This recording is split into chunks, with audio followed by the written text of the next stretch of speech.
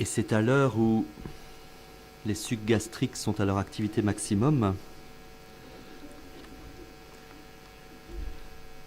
que nous allons essayer de disposer nos intelligences à la troisième parabole de la miséricorde. C'est comme il y en a qui l'ont remarqué, disent mais en fait ce matin il en manquait une. Non, il n'en manquait pas une. Mais... Effectivement, dans l'enseignement de ce matin, je me suis attardé sur la brebis et la drachme. Mais il y a bien 3 paraboles de la miséricorde. Donc nous allons regarder aussi par quelques détails. Je vais la relire pour bien nous la remettre dans l'esprit. Et donc je vous rappelle le contexte, c'est Jésus qui parle aux pharisiens et aux docteurs de la loi, qui veut donner sa vision. Quand Jésus entend le mot pécheur, qu'est-ce qu'il entend? Qu'est-ce qu'il dit? Jésus dit encore: un homme avait 2 fils. Le plus jeune dit à son père: Père, donne-moi la part de fortune qui me revient. Et le père leur partage son bien. Peu de jours après, rassemblant tout son avoir, le plus jeune fils partit pour un pays lointain et y dissipa son bien en vivant dans l'inconduite. Quand il eut tout dépensé, une famine sévère survint en cette contrée et il commença à sentir la privation. Il alla se mettre au service d'un des habitants de cette contrée qui l'envoya dans ses champs garder les cochons. Il aurait bien voulu se remplir le ventre des caroubes que mangeaient les cochons, mais personne ne lui en donnait. Rentrant alors en lui-même, il se dit: combien de mercenaires de mon père ont du pain en surabondance, et moi je suis ici à périr de faim. Je veux partir aller vers mon père et lui dirai: Père, j'ai péché contre le ciel et contre toi, je ne mérite plus d'être appelé ton fils, traite-moi comme l'un de tes mercenaires. Il partit donc et s'en alla vers son père. Tandis qu'il était encore loin, son père l'aperçut et fut pris de pitié. Il courut se jeter à son cou et l'embrassa tendrement. Le fils alors lui dit: Père, j'ai péché contre le ciel et contre toi, je ne mérite plus d'être appelé ton fils. Mais le père dit à ses serviteurs: Vite, apportez la plus belle robe et l'en revêtez. Mettez-lui un anneau au doigt et des chaussures aux pieds. Amenez le veau gras, tuez-le, mangeons et festoyons. Car mon fils que voilà était mort et il est revenu à la vie, il était perdu et il est retrouvé. Et ils se mirent à table. Son fils aîné étant au champ, quand à son retour il fut près de la maison, il entendit de la musique et des danses. Appelant un de ses serviteurs, il s'enquérait de ce que cela pouvait bien dire. Celui-ci lui dit: C'est ton frère qui est arrivé, et ton père a tué le veau gras, parce qu'il l'a recouvré en bonne santé. Il se mit alors en colère, et il refusait d'entrer. Son père sortit l'en prier. Mais il répondit à son père: Voilà tant d'années que je te sers, sans avoir jamais transgressé un seul de tes ordres. Et jamais tu ne m'as donné un chevreau à moi pour festoyer avec mes amis. Et puis ton fils que voici revient-il après avoir dévoré ton bien avec des prostituées, tu fais tuer pour lui le veau gras. Mais le père lui dit: Toi, mon enfant, tu es toujours avec moi, et tout ce qui est à moi est à toi. Mais il fallait bien festoyer et se réjouir, puisque ton frère que voilà était mort et il est revenu à la vie, il était perdu et il est retrouvé.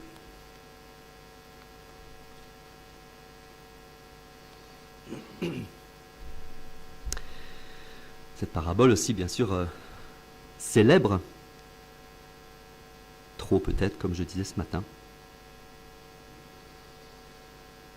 Alors regardons quelques détails pour saisir le regard que Jésus a sur les pécheurs et essayer de trouver la pointe. Qu'est-ce que Jésus veut nous laisser?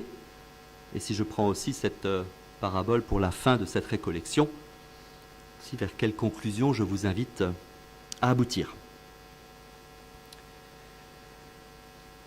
D'abord, quel est le péché de ce jeune fils? Père, donne-moi la part de fortune qui me revient. Donne-moi la part d'héritage qui me revient. Le fils ne dit pas seulement: Seigneur, Père, donne-moi du fric. l'argent qu'il demande est explicitement la part d'héritage. C'est très fort, puisque tout le monde le sait, l'héritage, c'est ce que l'on reçoit quand les parents sont morts. Si moi j'allais chez mes parents, maintenant, bon, vous me donnez ma part d'héritage, je ne sais pas trop comment je serai accueilli, mais en tout cas... Et là, curieusement, d'ailleurs, ce qui est frappant aussi dans la parabole, c'est que le père, il dit rien du tout. Le père, il dit pas, écoute, tu mesures ce que tu demandes? Non, il lui donne. Mais donc, si ce fils demande sa part d'héritage, je répète, c'est pas juste de l'argent pour aller faire la fête. C'est non seulement de l'argent, mais c'est en plus, ça y est, entre nous, c'est fini. Si je te demande la part d'héritage, ça veut dire que désormais, c'est solde de tout compte, si vous voulez. Terminé. On ne sait pas sous quel genre de société avait le père, hein, mais si c'est une GAEC, ça y est, fini. Il faut vendre les parts. Parce que n'empêche, en plus, pour donner la moitié des biens, enfin bon, ça c'est du détail, mais quand même, l'attitude du fils est très intéressante. Enfin, intéressante au sens, c'est très précise. Voilà, avec toi, père, c'est terminé. Je te demande la part d'héritage, ça veut dire qu'entre nous, c'est terminé. C'est pas surprenant d'ailleurs qu'à la fin, le père dira, ton frère qui était mort est revenu à la vie. Oui, c'est vraiment une relation qui est morte. Je considère que c'est fini entre nous. Donne-moi ce qui me revient, je m'en vais. Tu n'entendras plus jamais parler de moi. Et comme dit, ce qui est vraiment très surprenant, c'est que le père ne dit rien. Aucun commentaire. Rien. Il fait ce que le fils lui demande. Bien. Puis ce fils donc s'en va, rassemble ses avoirs, s'en va, un pays lointain. Et voilà donc, on va regarder quelle va être l'attitude du fils une fois que ça commence à devenir un peu difficile. Quand il eut tout dépensé, une famine sévère survint en cette contrée, il commença à sentir la privation. Il se met au service d'un éleveur de cochons. Alors, il y a aussi une phrase amusante, c'est que il voudrait bien au minimum manger les caroubes que mangent les cochons, mais personne ne lui en donnait. Pourquoi il ne se sert pas tout seul? C'est assez curieux aussi comme attitude. La phrase, le texte ne dit pas les caroubes, c'est pas très mangeable. Je ne sais pas si vous avez déjà vu des caroubes. Moi j'en ai vu, ça donne pas très faim. Hein. Si les cochons veulent manger ça, tant mieux pour eux. Caroube, vous savez, ça ressemble à une espèce de... Vous savez ce que c'est que les petits pois quand ils sont dans leur cosse. Hein. Vous imaginez une cosse de petits pois, simplement c'est brun et c'est très dur. Et dedans, c'est vrai, c'est comme des petits pois, mais c'est très dur, c'est presque des pois chiches, quoi. Mais très dur. C'est assez sucré. En tout cas, moi, quand j'en ai vu, ça ne faisait pas très envie. Mais bon, au-delà de ça, c'est très curieux que ce fils, il n'y a pas marqué, voilà, il se nourrissait des caroubes. Non, personne ne lui en donne. Bon, mais si lui, il nourrit les cochons avec les caroubes, pourquoi est-ce qu'il ne se sert pas? Il est dans un tel dépit, il est dans une telle situation que... il ne pense même pas que lui-même pourrait servir. Non, personne ne lui en donne. Très curieux comme situation. Ça va faire un peu écho à l'attitude du fils aîné, quand le père lui dit « mais tout ce qui est à moi est à toi, pourquoi tu ne te sers pas ?» Et alors là, donc dans sa faim, dans sa situation de dépit, il ne sait pas ce qu'il va faire, il commence un examen de conscience. Mais là, on va regarder bien de près, parce que c'est plein de détails. Rentrant alors en lui-même, il se dit « Combien de mercenaires de mon père ont du pain, et moi je suis ici à périr de faim. Ah, je sais ce que je vais faire. Je vais retourner chez mon père et lui dire « Père, j'ai péché contre le ciel et contre toi, je ne mérite plus d'être appelé ton fils, traite-moi comme l'un de tes serviteurs. » Quelle est la motivation du fils pour revenir? À aucun moment, le fils ne dit « Quand même, j'ai dû faire de la peine à mon père. Quand même, je ne suis pas un très bon fils. » Non. La motivation du retour, pardonnez-moi, elle est très prosaïque. Il a faim. C'est parce qu'il ressent, lui, la faim. Il cherche où il pourra trouver à manger. Et c'est simplement parce qu'il a faim, il dit, mais alors, où est-ce qu'il y a à manger dans le pays? Ah oui, oui, oui, oui, oui, oui, oui, oui, oui, je me souviens, là, chez mon père, les serviteurs de mon père, ils ont plein à manger. Oh, bah je sais ce que je vais faire. C'est ça, hein? Oh, bah je sais ce que je vais faire. Je vais retourner chez mon père et je vais lui dire, Père, je ne mérite plus d'être appelé ton fils, prends-moi comme l'un de tes serviteurs. Non, j'ai péché contre le ciel et contre toi, je ne mérite pas d'être appelé ton fils, prends-moi comme un de tes serviteurs. Est-ce qu'on peut appeler ça de la contrition parfaite? Hein, vous avez tous, enfin beaucoup parmi vous ont peut-être appris ce que c'est que la contrition parfaite. Voilà, quand on va se confesser, il faut avoir une contrition parfaite, vraiment bien regretter ses fautes, vraiment un profond regret d'avoir offensé le Père. Et si votre contrition n'est pas parfaite, mettez en doute le pardon que vous recevez. Excusez-moi, mais dans la parabole ici, on ne peut pas dire que le Fils a une contrition parfaite.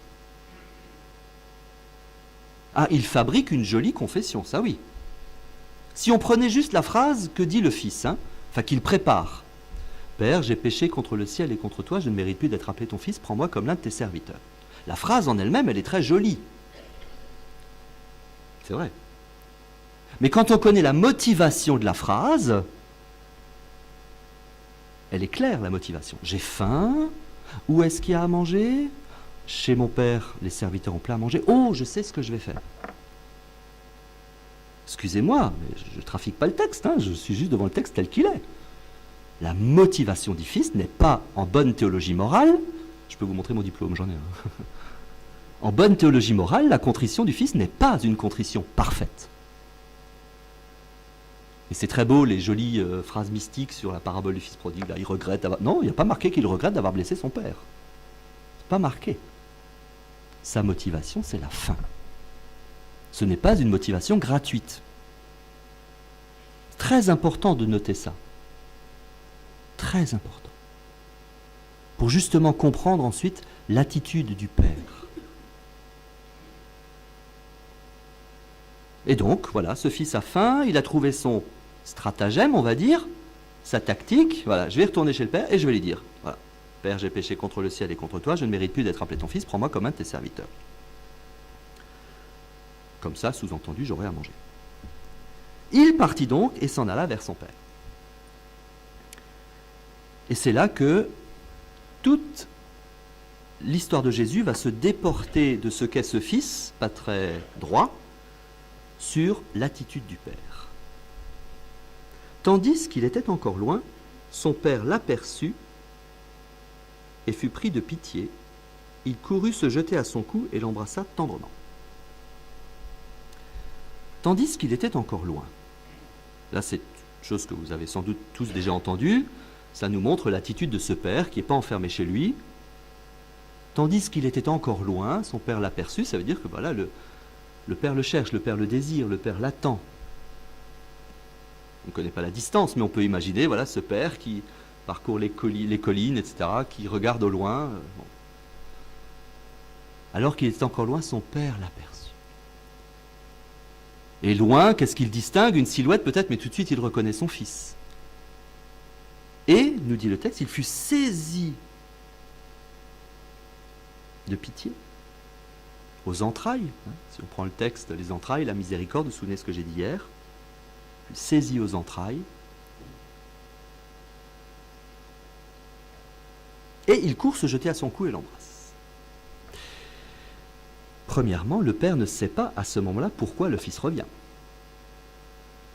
On pourrait très bien imaginer, vu le fils tordu comme il est, on pourrait très bien imaginer le fils, on ne sait pas combien d'années se sont passées depuis qu'il était parti, le fils qui se dit « Oh, ça fait quelques années que je suis parti, les affaires de mon père étaient prospères, j'ai encore sans doute droit à une partie d'héritage. »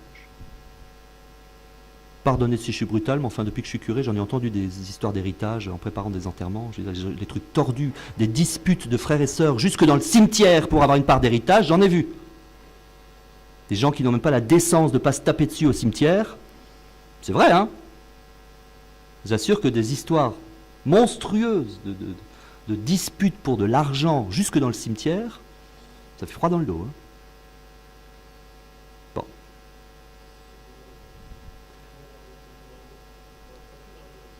Pardon? Oh, oui, ça c'est sûr, on n'a jamais vu de coffre-fort suivre un cercueil. Mais n'empêche que ça fait froid dans le dos. Est-ce que l'homme est capable d'imaginer? Bon, et donc effectivement, ce fils qui revient, le père à ce moment-là ne sait pas pourquoi il revient. Pas du tout. Le fils n'a encore rien dit. Et il peut très bien revenir demander de l'argent. Et pourtant, ce père, lui, il voit ce fils, il ne sait pas pourquoi il revient, mais, nous dit le texte, il court se jeter à son cou, il l'embrasse. Et alors là, comme vous n'êtes pas des Juifs d'il y a 2000 ans, moi non plus, il y a un détail qui nous échappe dans notre culture. C'est qu'à l'époque de Jésus, courir, ça ne se faisait pas. Courir, c'était perdre sa dignité. Et oui. Quand Jésus dit, son père l'aperçut et courut se jeter à son cou, les gens qui à l'époque entendent cette histoire, ils disent quoi? Le père va courir? Dans la culture de là-bas, ça choque complètement. J'aime beaucoup quand je commente cette parabole au Japon, parce qu'au Japon c'est l'inverse. Il faut toujours courir pour montrer qu'on est au service des gens. Les Japonais passent leur temps à courir. Il y a quelqu'un qui m'a dit qu'il a vécu au Japon, qui me confirmera peut-être, si je vois la personne. Oui, ils courent les Japonais, plus le temps. Non, à l'époque de Jésus, courir, ça ne se fait pas du tout. Or, ce père, il n'en a rien à faire de sa dignité. Il va courir. Et notez bien le renversement de situation. C'est pas le fils qui se met au pied du père, qui lui demande pardon. Non, le père se jette à son cou, l'embrasse. Donc, qu'est-ce que Jésus met en avant dans cette histoire déjà? Sans même savoir pourquoi le fils revient. Sans connaître sa motivation. Le simple fait que le père voit le fils approcher, ça fait frémir ce père, ça fait courir ce père, qui vient se jeter à son cou. Et l'on voit déjà là combien Jésus veut justement mettre en avant ce qui se passe dans le cœur du Père. On ne nous dit pas à ce moment-là quelle est la réaction du fils. Est-ce qu'il est surpris, pas surpris, etc. On nous dit, voilà, le fils alors lui dit, et on voit le fils qui commence à réciter la belle confession qu'il avait préparée pieusement devant ses cochons. « Père, j'ai péché contre le ciel et contre toi, je ne mérite plus d'être appelé ton fils. » Mais le père dit à ses serviteurs, etc. Donc le fils, lui, alors on imagine la scène, il y a le père accroché à son cou, qui l'embrasse, et le père commence la confession qu'il a prévue, mot pour mot. « Père, j'ai péché contre le ciel et contre toi. » C'est vrai, il a péché contre son père et contre le ciel. « Je ne mérite plus d'être appelé ton fils. » Et là, qu'est-ce qui se passe? Le père interrompt. Ne dit rien au fils. Mais le père dit à ses serviteurs, et on va voir ce qu'il dit aux serviteurs. Qu'est-ce qui se passe à ce moment-là? Le fils avait prévu de dire, « Père, j'ai péché contre le ciel et contre toi, je ne mérite plus d'être appelé ton fils, prends-moi comme l'un de tes serviteurs. » Il y a 3 propositions dans la confession du fils. Le père laisse dire la première, elle est juste, quelle que soit l'intention du fils. Il entend la deuxième, et ça c'est nul. « Je ne mérite plus d'être appelé ton fils. » Non mais ça va bien, ouais. Là, le père ne laisse pas continuer. Et non seulement il ne laisse pas continuer, mais il s'adresse juste à quelqu'un d'autre, pour pas que le fils puisse interpréter quoi que ce soit de parole. Le père ne va pas dire au fils, mais non, arrête de dire des conneries. Non. Et il va poser des gestes qui vont essayer de manifester ce qu'il y a dans son cœur. Il se tourne vers les serviteurs et dit 4 choses. Vite, apportez la plus belle robe et l'en revêtez. Mettez-lui un anneau au doigt, des chaussures aux pieds, amenez le veau gras, tuez-le, mangeons et festoyons. Ces 4 éléments sont très forts. Vite, apportez la plus belle robe. Quand on lit le récit du péché originel, quelle est la première conséquence qui nous est dite après que Ève et Adam aient consommé le fruit? C'est ils virent qu'ils étaient nus et ils en avaient honte. Et que va faire Dieu après que Adam et Ève aient été chassés du paradis? Je vous l'ai dit hier, il leur fabrique des vêtements. Adam et Ève s'étaient fait des vêtements en feuilles de figuier. Le bon Dieu a vu l'automne arriver et donc il leur a fabriqué des vêtements en peau de bête. Revêtir quelqu'un de nu, je vous rappelle que quand on lit jugement dernier dans Saint Matthieu, hein, j'avais faim, vous m'avez donné à manger, j'avais soif, vous m'avez donné à boire, j'étais nu, vous m'avez habillé. Revêtir quelqu'un qui est nu, c'est une œuvre de miséricorde. La première œuvre de miséricorde de l'histoire de l'humanité, c'est Dieu qui l'a fait pour Adam et Ève. Hein, quand il habille Adam et Ève avec les peaux de bête, il leur fit des vêtements en peau de bête. Comme disait un père de foyer, j'avais entendu une fois, c'est le premier défilé de mode de l'histoire de l'humanité. Donc il fait, la première œuvre de miséricorde qui a été faite dans l'histoire de l'humanité, c'est Dieu lui-même. Et là, que fait ce père dans la parabole? Écho de la première œuvre de miséricorde, il fait habiller ce fils qui revient. Qu'est-ce que c'est que le vêtement? C'est le signe d'une dignité. Adam et Ève avaient honte de leur nudité, et bien Dieu vient, il vient couvrir leur honte, il ne veut pas les laisser dans la honte. Et donc en demandant cette robe pour ce fils, d'une certaine façon, le Père dit, mais je ne te veux pas dans la culpabilité, je ne te veux pas dans la honte. Et il précise même, apportez-lui la plus belle robe. Je veux que tu sois revêtu de la plus belle dignité, ce que j'aurai de plus beau, je te le donne. Et si on ne comprenait pas bien, tout de suite il dit, et mettez-lui un anneau au doigt. Qu'est-ce que c'est que cet anneau? C'est l'alliance. Non seulement le Père rétablit ce Fils dans sa dignité, il lui met le vêtement, le plus beau vêtement, et il demande une alliance, un anneau. Je te remets dans mon alliance. Des chaussures aux pieds. Qu'est-ce que c'est que ça? Ben, mes amis, c'est la liberté. Chaussures, ça veut dire, si tu veux repartir, tu peux. Hein. Dans la parabole, il n'y a pas marqué, et le père lui dit, bon, maintenant tu restes gentiment à la maison. Hein. Je vais vous raconter une anecdote. Je n'oublierai jamais mon premier jour d'école. L'école maternelle de mon village, j'avais 4 ans. Je me demande ce que je fais là. C'est arrivé à d'autres. Hein. Et je pars. La maîtresse m'a rattrapé. Et tenez-vous bien, elle m'a enlevé mes chaussures et elle m'a ficelé sur la chaise. Pédagogie 1974. Je n'oublierai jamais. Non, le père donne des chaussures à ce garçon. Ça veut dire quoi? Tu es libre, mon ami. Il ne peut pas y avoir de relation d'amour entre nous si tu n'es pas libre. Moi, ce que je veux établir avec toi comme relation, c'est une relation d'amour. Tu es libre. Et je te le signifie par le fait que je te donne ces chaussures. Notez donc que le vêtement, l'anneau, la chaussure, ça rétablit vraiment l'homme dans tout ce qu'il est. Sa dignité d'homme, dans l'alliance avec Dieu, pour une liberté d'amour. Alors que ce fils n'a pas de contrition parfaite.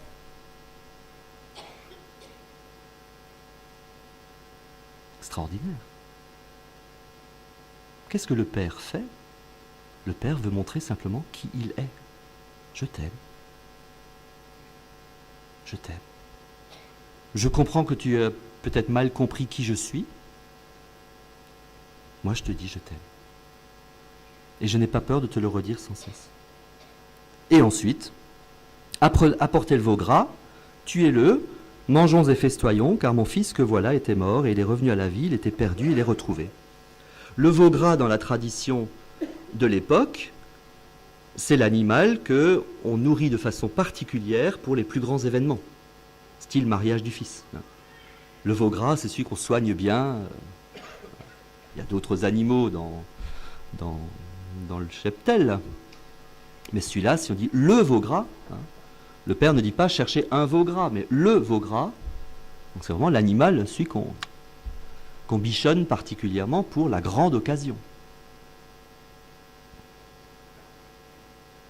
Style mariage, je répète. Et donc vraiment, le Père déploie tous les signes qu'il peut poser pour manifester comment il regarde ce Fils. Et n'oubliez pas, le contexte de ces paraboles, c'est Jésus qui explique qu'est-ce que c'est que pour lui un pécheur, quel regard il porte sur le pécheur. On avait vu avec la brebis et la pièce que d'une certaine façon Dieu Il nous dit, attention, il y a des choses qui ne sont pas 100% de la faute de l'homme, il y a des instincts qui le dépassent, la pièce, elle n'y est absolument pour rien d'être perdue. Et là, avec ce fils, qui bien sûr, lui, le fils, c'est un être humain, il a sa liberté, c'est librement qu'il a dit au père, donne-moi la moitié de l'héritage. Il revient simplement parce qu'il a faim, et c'est pas un problème pour le père.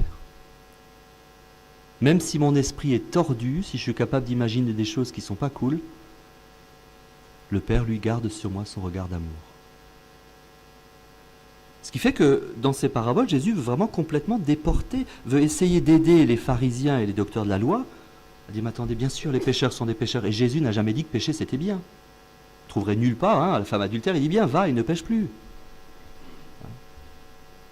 Celui qui regarde une femme et la désire dans son cœur, déjà commis l'adultère. Sur le mal, Jésus a des paroles bien sûr très sévères. Le mensonge, c'est le fils du démon, point. Donc Jésus n'a aucune complaisance dans sa parole avec le mal. Pas un seul trait de la loi ne passera.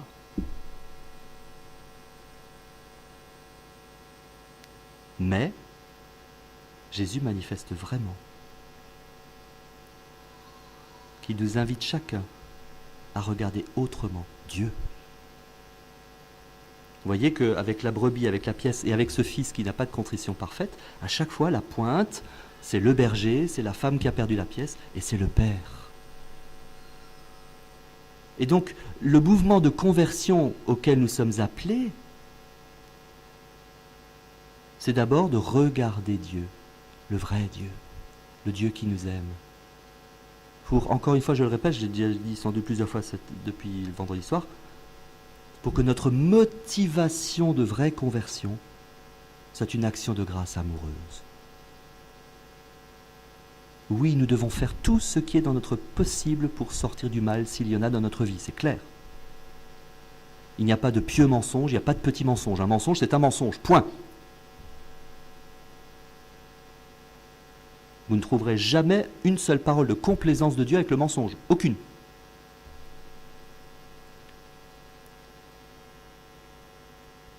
Mais la motivation de notre conversion,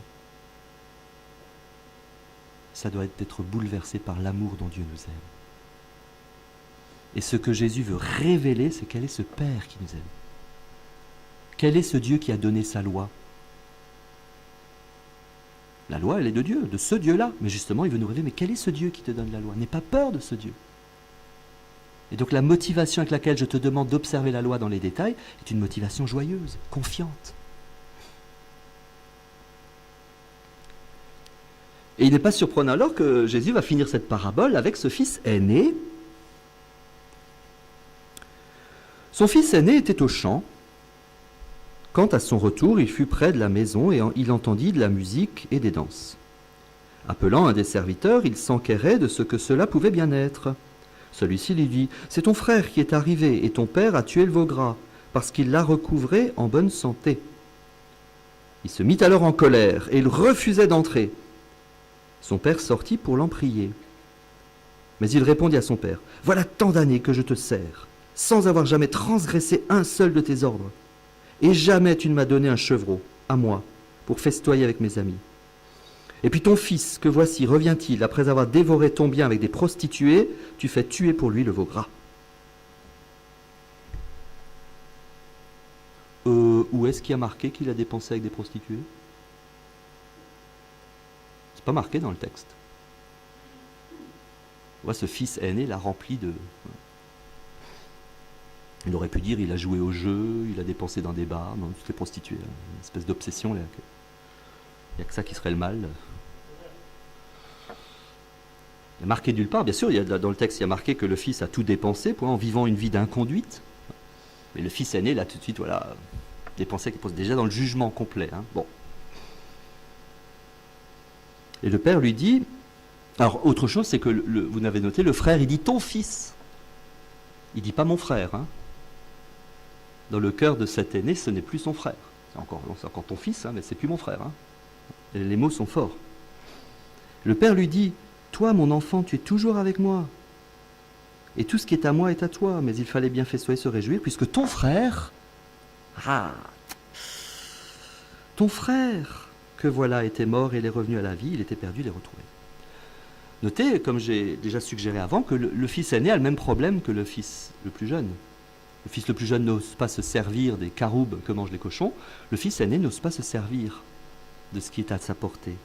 Il dit, mais tout ce qui est à moi est à toi. Qu'est-ce qu'on voit avec l'attitude de ce fils aîné? C'est qu'en fait, le fils aîné, comme le fils perdu, ne connaissent pas leur père, ne savent pas qui il est. Et bien sûr, le fils aîné, quand les pharisiens et les publicains et les docteurs de la loi entendent cette parabole, vont bien comprendre que le fils aîné, c'est eux.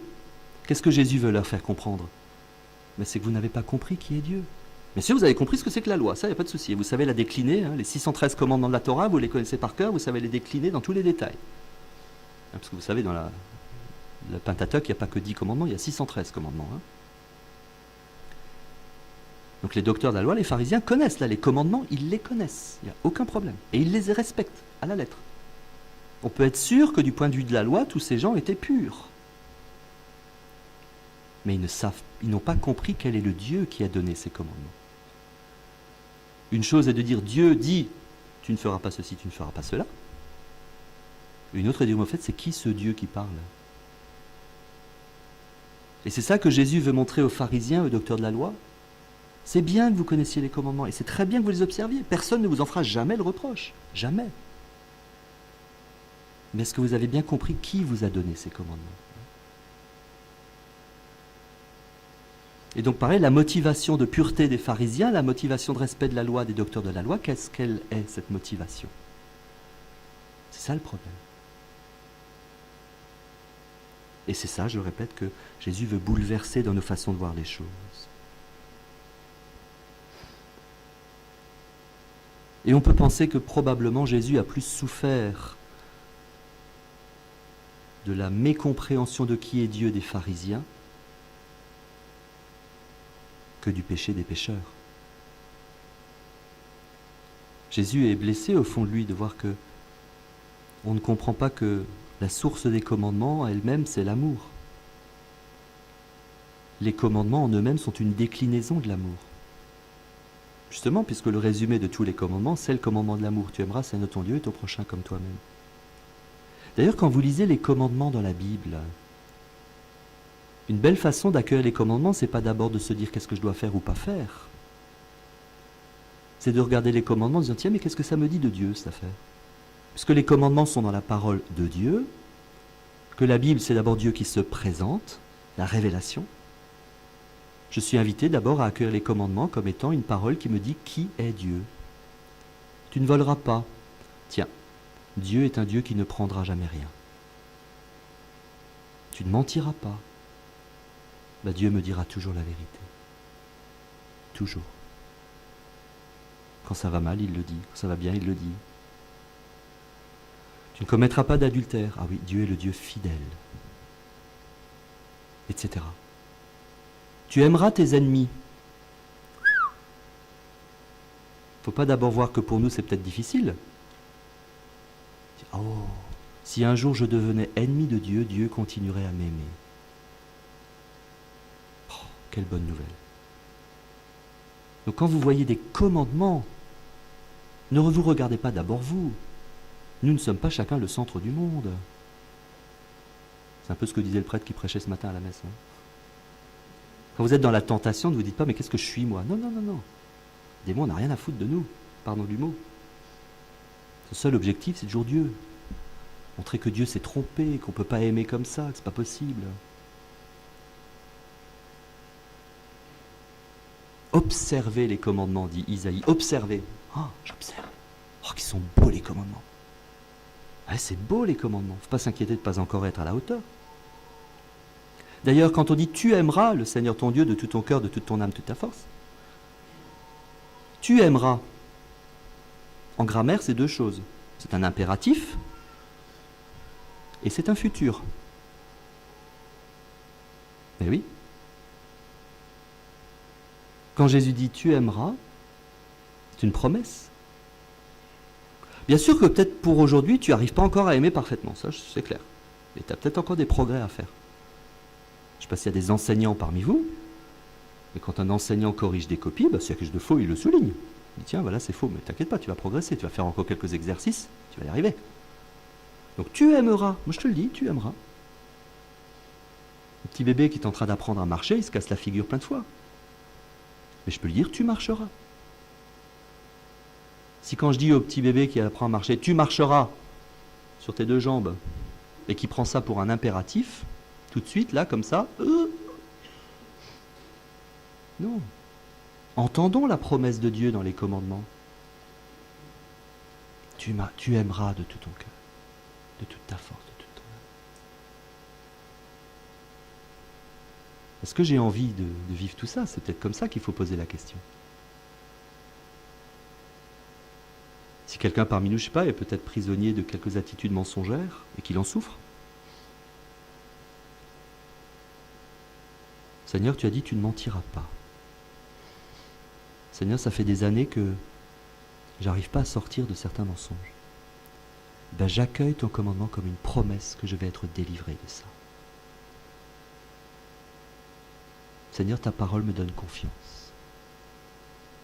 J'avoue, je suis encore saisi par un certain nombre de peurs, de honte, d'orgueil qui font que je mens. Seigneur, j'ai confiance en ta parole. Tu me promets que je ne mentirai plus. Tu ne mentiras pas. Ça viendra. Confiance. Avance. Et si tu es retombé, viens te jeter dans les bras de la miséricorde. Dieu ne veut jamais écraser qui que ce soit avec sa parole. Jamais. Quelqu'un me demandait comment est-ce qu'on peut lire la Bible correctement. Une des façons, c'est de toujours, quand on écoute un texte de la parole de Dieu, chercher la bonne nouvelle de l'amour. Et si quand vous lisez un texte, naît en vous une crainte négative, une culpabilité, c'est que vous devez comprendre un petit peu de travers.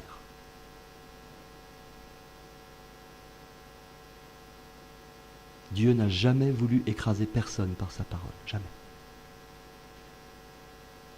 Un jour, on se faisait la réflexion, tiens, quand Jésus est ressuscité, pourquoi est-ce qu'il n'est pas apparu à Pilate, à Caïphe, au Sanhédrin, à la foule, à tous ceux qui l'ont condamné? Pourquoi il n'a pas... Ça aurait été génial, vous imaginez? Jésus ressuscité qui apparaît à Rome devant l'empereur. Coucou, il y a ton préfet en Palestine, là, qui m'a fait mourir. Tu vas recevoir le rapport dans quelques jours, là, le temps que ça circule, de Jérusalem à Rome. Mais je suis venu te dire, je suis plus mort, je suis vivant. Là, on aurait eu la conversion de l'Empire romain tout de suite.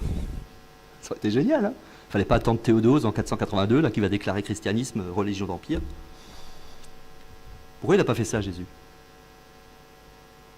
Une réflexion qu'on s'était faite, c'est de se dire, en fait, si Jésus ressuscité n'est pas apparu à Pilate, à Caïphe, à Anne et compagnie, c'est qu'ils étaient dans un état psychologique à l'époque que si Jésus ressuscité n'était pas apparu devant eux, ça les aurait humiliés. Et Jésus ne veut humilier personne.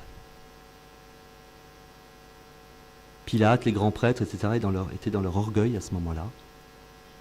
Depuis 3 ans que les grands prêtres voulaient la mort de Jésus, depuis le temps que les Sanhédrins, etc., ils étaient complètement dans leur orgueil. Et Jésus veut gagner le cœur de Pilate, on l'a dit ce matin, de Pilate, du grand prêtre, etc., mais pas en humiliant les gens. Dieu ne voudra jamais convertir par l'humiliation. Dieu veut convertir par la tendresse et par l'amour. Ah, c'est sûr, ça prend plus de temps. J'en conviens. Faire peur et diriger avec le bâton, c'est souvent plus facile. Mais à la différence du diable, Dieu, il a l'éternité devant lui. Il n'est pas pressé. Et Dieu veut vraiment prendre le temps de nous préparer à découvrir sa tendresse.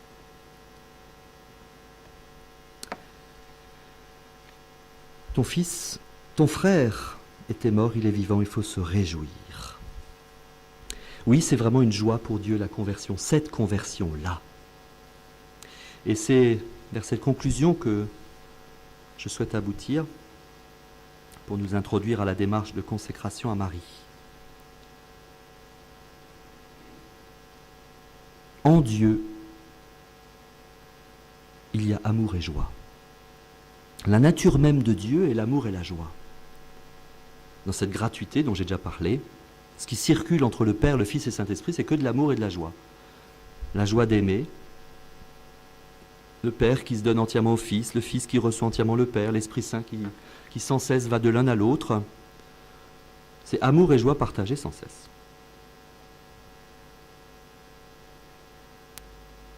Dans les 3 paraboles de la miséricorde, le mot joie revient 8 fois, d'une façon ou d'une autre. Et c'est ce même mot que l'ange va utiliser pour saluer Marie. En grec, et on le donne dans certaines façons de prier, je vous salue Marie, on le dit, réjouis-toi Marie comblée de grâce. C'est une traduction juste. Kairé, kairon en grec c'est la joie, donc quand l'ange dit kairé, c'est vraiment réjouis-toi, sois dans la joie Marie. Et quand il lui dit comblée de grâce, que karito méné, on peut traduire par comblée de joie divine. Le mot grâce, en grec, c'est la même racine que la joie. Quand Dieu fait grâce, quand Dieu donne quelque chose pour nous accompagner, quand il nous fait une grâce, c'est quelque chose qui est lié à la joie. Vous connaissez ce verset de la parole de Dieu, je ne saurais plus la référence. Dieu aime le cœur qui donne avec joie. Ce que vous allez faire tout à l'heure avant de partir, je remets une couche. Oui, Dieu aime le cœur qui donne avec joie. Effectivement, quand Dieu se donne, c'est de la joie. Il n'y a pas plus grand bonheur que de se donner. Et donc, Marie comblée de grâce, bien sûr le mot juste c'est grâce, mais la grâce en grec c'est la même racine que la joie. Et donc on peut traduire Marie comblée de la joie divine. Le mot Christ, c'est la même racine. Kyristos, K-R, même racine que la joie. Le mot Seigneur, en grec, Kyrios, même racine. Donc le Seigneur, le Christ, la grâce, tous ces mots qui qualifient notre Dieu, qui parlent de notre Dieu, ont cette racine de la joie. Ce que ça veut dire, c'est que quand nous nous tournons vers Dieu, nous devons nous tourner vers quelqu'un qui est dans la joie, qui n'est que joie, et qui veut nous communiquer sa joie. Et quand l'Esprit Saint se donne aux disciples, le matin de la Pentecôte, on a l'impression que les disciples sont ivres. L'ivresse de la joie. Ivre de joie, vous puiserez les eaux aux sources du salut, dit le psaume. Ou Isaïe, je ne sais plus. Isaïe, merci. Ivre de joie, vous puiserez les eaux aux sources du salut. Se convertir donc, de quelle façon c'est donner de la joie à Dieu? C'est vraiment comprendre que quand on se convertit en se tournant vers Dieu, dégagé de toute peur, Dieu dit, ah ben ça y est, ils ont compris qui je suis. Ils ont compris. Ils ont compris que je ne suis que joie. Ils ont compris que mon désir n'est pas du tout de les écraser, de les détruire, etc. Pas du tout. Ils ont compris que mes commandements sont que joie. Il y a une très belle fête juive. Vous connaissez donc, je ne sais pas si vous connaissez la liturgie juive, il y a d'abord le Nouvel An, puis le Grand Pardon, les 10 premiers jours de l'année juive, et ensuite, quelques semaines après, il y a une fête qui s'appelle la fête des tentes, qui rappelle donc tout ce temps où le peuple a vécu les 40 ans sous des tentes dans le désert. Et le dernier jour de cette fête des tentes s'appelle Simchat Torah, qui veut dire la joie de la Torah. C'est une fête très belle dans les synagogues. On sort les rouleaux de la loi qui sont dans les tabernacles, on va dire, et les rabbins dansent avec les rouleaux de la loi dans la synagogue, et on jette des bonbons. Et tout le monde, voilà, c'est un peu comme notre fête Dieu, mais là c'est avec les rouleaux de la loi, et on embrasse, on chante pour la joie de la loi. Effectivement, parce qu'on dans la tradition juive, on est vraiment dans la joie de la loi, parce qu'on sait que c'est la manifestation de la joie de Dieu. Nous, on a peut-être un rapport, je ne sais pas, trop adolescent d'une certaine façon. Ouais, on n'a pas le droit de faire ça, tout. Pater, il a interdit ceci, il a interdit cela. C'est vrai que peut-être que dans la démarche de conversion, une chose qui sera vérifiée, est-ce que la loi de Dieu est pour moi une joie?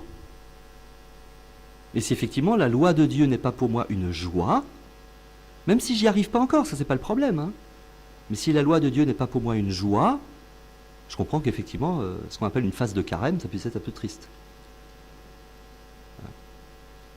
Qu'est-ce qu'il disait le pape François? Une phase de cornichon au vinaigre? Il avait une expression comme ça. Ça dit bien ce que ça veut dire. Effectivement, il faut peut-être vérifier d'abord, tiens, mais quand j'ouvre la parole de Dieu, quand je regarde les commandements, est-ce que je vais rencontrer de la joie? Quel que soit le décalage entre ma réussite devant certains commandements, hein, ça, il ne faut pas s'en inquiéter. Oui, que le Seigneur nous donne cette grâce de vraiment sentir que toute sa parole doit être pour nous une joie. Et vous savez bien que si on le voit pour une joie, ben on sera beaucoup plus motivé pour essayer de la vivre et de nous y conformer.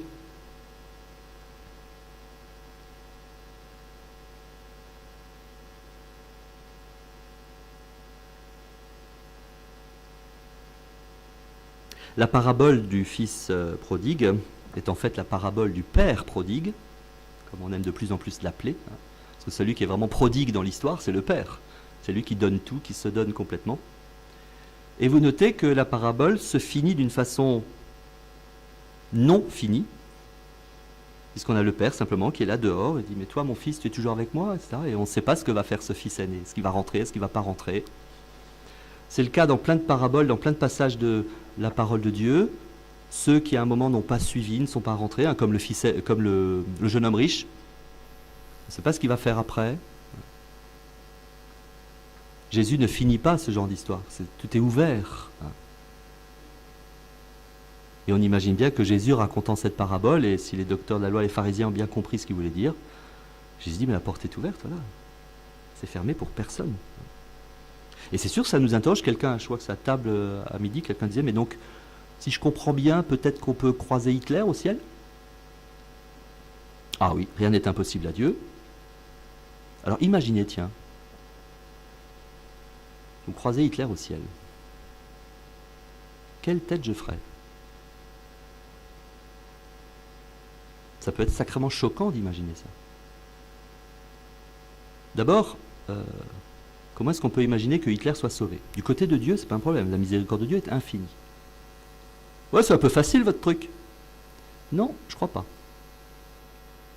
Parce qu'en fait, si on essaye d'imaginer de quelle façon quelqu'un comme Hitler pourrait être sauvé, on pourrait imaginer la chose suivante. C'est ma pure réflexion. Hitler a fait mourir 12 millions de personnes dans les camps de concentration. La moitié étaient des juifs et l'autre moitié étaient toutes sortes d'autres personnes. Hein. Moi, j'imagine la chose suivante. Ces 12 millions de personnes qui sont morts, martyrs d'une certaine façon, dans leur mort horrible, atroce, ont toutes rencontré Dieu et sont, à mon avis, sauvées sans aucun problème. Enfin, je ne suis pas Dieu, mais... Et donc toutes ces personnes ayant rencontré la miséricorde de Dieu dans leur rencontre de Dieu sont prêtes chacune individuellement à offrir le pardon à celui qui les a fait mourir. Donc du côté des 12 millions de personnes qui sont mortes dans les camps, chacune individuellement a rencontré la miséricorde. Hitler meurt, comment ça se passe?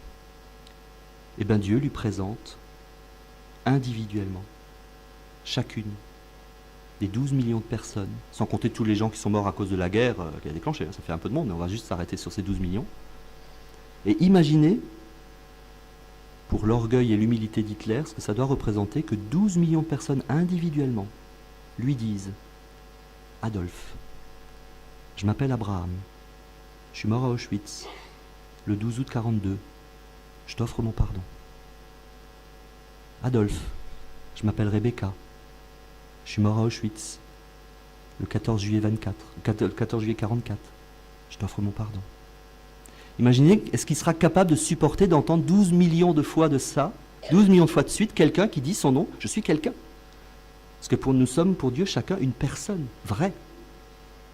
Si on dit à Hitler, vous avez tué 12 millions de personnes, 12 millions c'est 8 chiffres, hein. 1, 2, 0, 0, 0, 0, 0, 0. C'est petit. Hein. Mais si après on lui présente la liste, avec les photos, des histoires, des cœurs, des âmes, là tout à coup ça prend une densité. Ces 12 millions n'ont aucun problème avec la miséricorde. Est-ce que lui sera prêt à entendre 12 millions de fois « je te pardonne » ? Est-ce qu'il sera prêt à accueillir 12 millions de sourires ? C'est peut-être là qu'est la difficulté. Comme dit, ce n'est pas un dogme de la foi ce que je vous dis là, hein, c'est une pure méditation.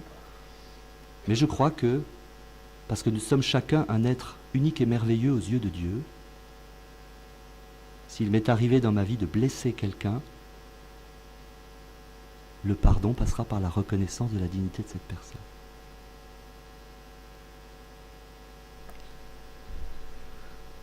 Nous allons donc être invités maintenant, si vous le voulez bien, à vivre un acte de consécration à Marie. Marie est celle qui effectivement l'a comblée de joie, celle qui est toute disponible à la gratuité de l'amour de Dieu. Comme je l'ai dit dans l'homélie de samedi matin, par la grâce d'Immaculée Conception, Marie est par nature celle qui a conscience de la gratuité, de la grâce et de la joie.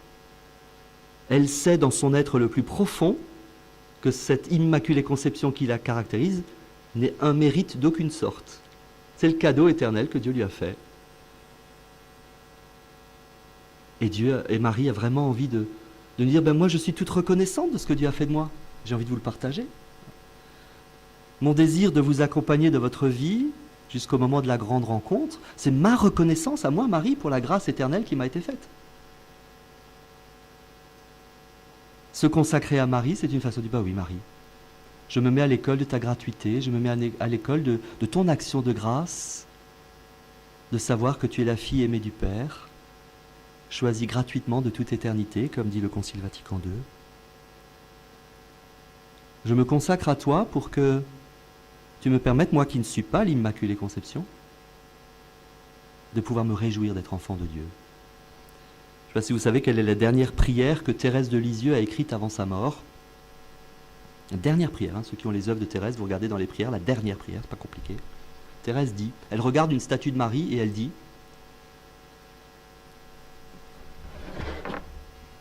alors je vais dire, je suis pas Thérèse, donc je vais dire avec mon prénom à moi.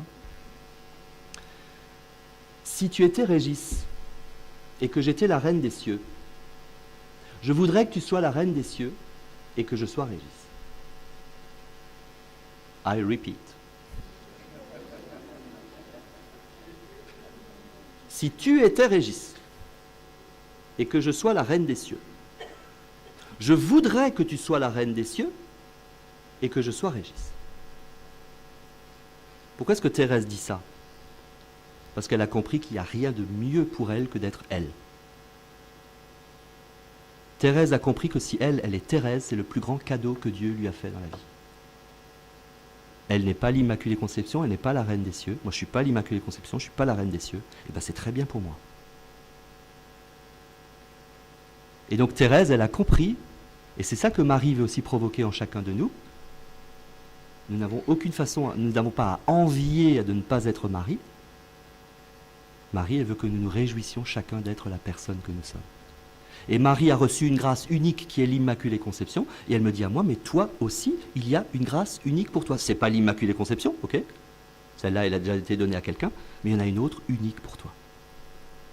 Et donc se consacrer à Marie, c'est une façon de dire, voilà Marie, aide-moi à être heureux d'être la personne que je suis complètement, et à découvrir la grâce unique qui est la mienne, que Dieu qui n'est que joie, a fabriqué dans un amour incroyable, et a infusé en mon être le jour de ma conception. Alors nous vous invitons à rejoindre maintenant